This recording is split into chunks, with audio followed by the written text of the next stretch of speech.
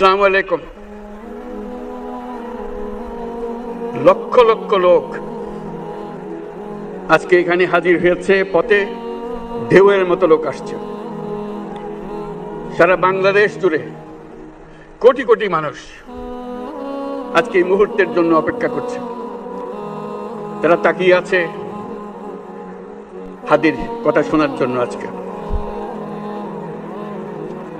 বিদেশে যারা আছে বাংলাদেশি, এই মুহূর্তে তারাও হাদির কথা জানতে চায়। প্রিয় ওসমান হাদি, তোমাকে আমরা বিদায় দিতে আসি নাই এখানে। তুমি আমাদের বুকের ভেতরে আছো এবং চিরদিন বাংলাদেশ যতদিন আছে তুমি সকল বাংলাদেশির বুকের মধ্যে থাকবে।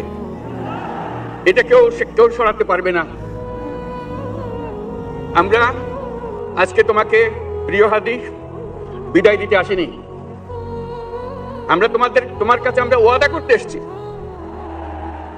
তুমি যা বলে গেছো সেটা যেন আমরা পূরণ করতে পারি, সেই ওয়াদা করার জন্য আমরা একত্র হয়েছি।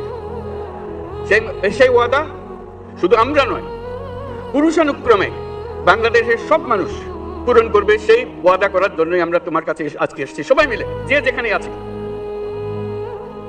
আমরা তোমার যে মানব প্রেম, তোমার যে ভঙ্গি, মানুষের সঙ্গে উঠা বসা, তোমার যে রাজনৈতিক দৃষ্টিভঙ্গি, সবাই প্রশংসা করছে। সেটা আমরা মনে প্রাণে গ্রহণ করছি, যেটা যেন আমাদের মনে সবসময় জাগ্রত থাকে, আমরা সেটা অনুসরণ করতে পারি। তুমি আমাদেরকে এমন এক মন্ত্র কানে দিয়ে গেছো, সেই মন্ত্র বাংলাদেশের কেউ কোনোদিন ভুলতে পারবে না এবং এই মন্ত্র চিরদিন আমাদের কানে বাজতে থাকবে। সেই মন্ত্র বাংলাদেশের বড় মন্ত্র হয়ে আমাদের জাতির সঙ্গে সংযুক্ত থাকবে। তোমার মন্ত্র ছিল চলো বলবীর চির উন্নতম মমশির। এই উন্নতম মমশিরের যে মন্ত্র তুমি দিয়ে গেছো, সেটা বাংলাদেশি সন্তানের জন্মলগ্ন থেকে যতদিন সে বেঁচে থাকবে নিজের কাছে বলবে চল বলবীর চির উন্নত মমশির, আমাদের শির কখনো নত হবে না। সেই মন্ত্র তুমি আমাদেরকে দিয়ে গেছো, আমাদের সব কাজে সেটা আমরা প্রমাণ করব। আমরা দুনিয়ার সামনে মাথা উঁচু করে চলবো, কারো কাছে মাথা নত করবো না। সেই মন্ত্র